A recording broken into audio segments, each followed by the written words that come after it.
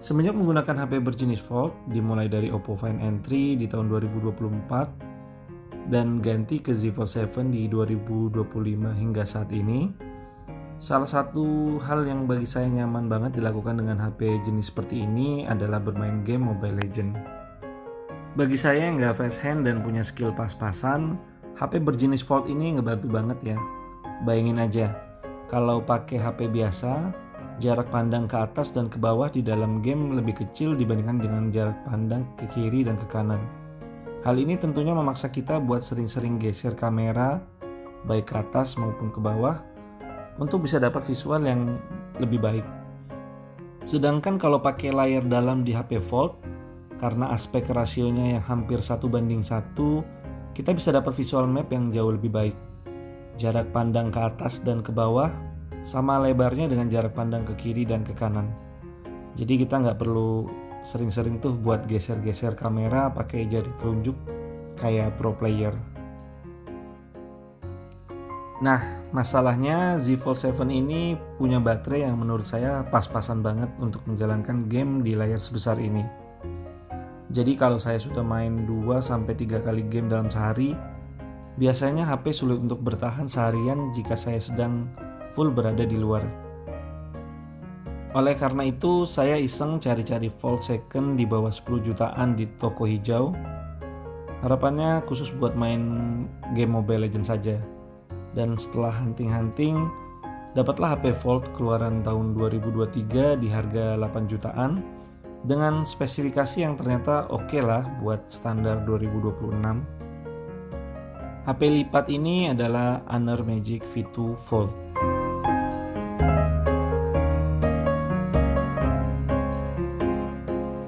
Buat HP yang sudah keluar 3 tahun yang lalu, fitur yang ditawarin HP ini tergolong canggih ya. Coba lihat aja nih, saat tertutup HP ini punya ketebalan yang gak jauh dari HP Candy Bar pada umumnya. Dan saat dibuka, tipisnya masih bisa diadu dengan Z Fold 7 yang rilis di 2025. Dan yang mengejutkan lagi, dengan ketebalan tersebut, HP ini punya baterai yang lebih besar di 5000 mAh dibandingkan dengan Z Fold 7 yang hanya memiliki baterai berukuran 4400 mAh.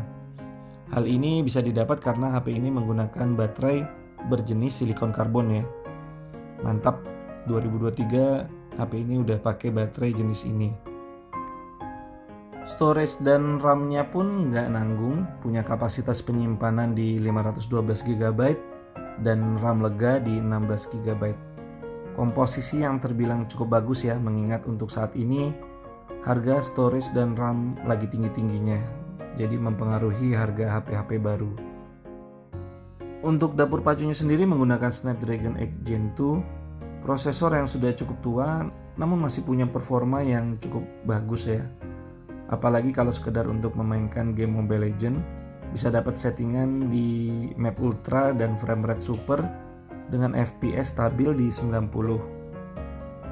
Kalau dites di Antutu Benchmark versi 11.1, skor yang didapatkan HP ini sebesar 1,37 jutaan. Berikutnya saya mau share pengalaman bermainnya sendiri di HP ini, utamanya di game Mobile Legends seperti tujuan awal kita. Entah kenapa dari segi fleksibilitas, saya merasa HP ini jauh lebih baik ketimbang Z Fold 7. Di Z Fold 7 saat kita mau memainkan Mobile Legends, kita harus tentukan dulu layar mana yang akan kita gunakan. Mau pakai layar luar atau layar dalam. Karena jika game sudah berjalan, kita tidak bisa pindah layar dengan mudah dari luar ke dalam maupun sebaliknya. Contoh, ini saya coba main Mobile Legends di layar luar, lalu saat pindah ke layar dalam, tampilannya masih mempertahankan aspek rasio 21:9-nya. Jadi ada bar besar nih di atas dan di bawah. Sedangkan jika kita mulai permainannya di layar dalam, saat kita mau lanjutkan gamenya di layar luar, maka HP akan memaksa kita untuk restart gamenya dari awal lagi.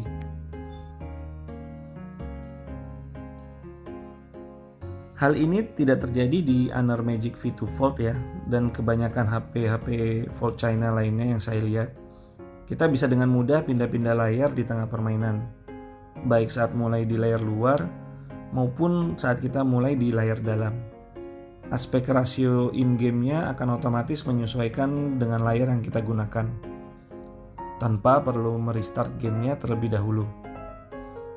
Tentunya ini sangat membantu untuk game-game kompetitif yang butuh fokus tinggi. Misal jika ada skenario kita harus ganti posisi layar dadakan, permainannya masih bisa terus berjalan tanpa perlu kita restart gamenya. Overall cukup puas dengan pengalaman bermainnya di HP ini. Apalagi baterainya yang lebih besar dengan kecepatan charging yang lumayan tinggi di 65 watt jika dibandingkan Z Fold 7 yang hanya punya kecepatan charging di 25 watt. Tentunya membuat playtime pada HP ini bisa lebih banyak ya. Sayangnya untuk hal-hal lain di luar gaming, saya kurang merekomendasikan HP dengan ROM China seperti ini ya. Yang saya rasakan meskipun sudah mendapatkan update Android 16, tapi fitur-fitur andalan di HP Android dengan ROM global atau resmi rilis di Indonesia banyak yang tidak ada di HP ini.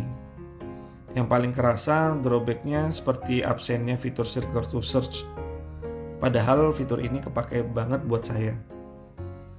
Pada HP ini fitur tersebut dipaksa untuk digantikan dengan AI companion-nya Honor yaitu Yoyo, yang tidak kompatibel dengan wilayah di luar China. Akhirnya cari-cari alternatif biar bisa pakai Google untuk Circle to Search.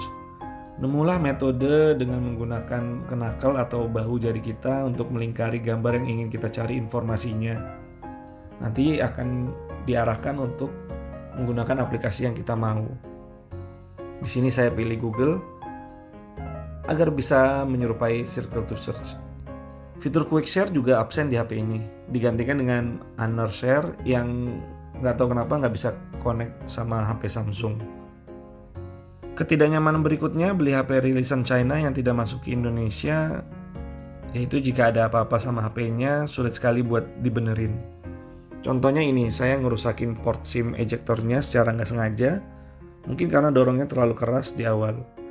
Jadi ada pin pembuka yang patah dan nyangkut yang bikin SIM satunya tidak bisa digunakan lagi.